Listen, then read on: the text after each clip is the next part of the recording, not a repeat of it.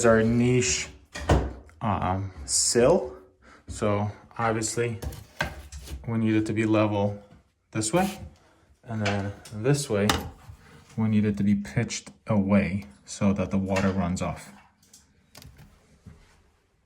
Here's how I cut out my mosaic for the niche.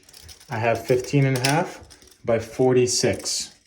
So then I'm gonna lay out my tile right there, and then right through here, draw a straight line, and then measure 46, and then go 15.5.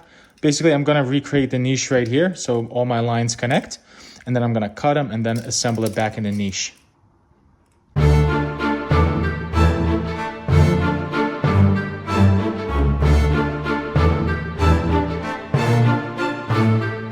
Should look something like that. Now we're gonna cut it out and then reassemble it back inside the niche.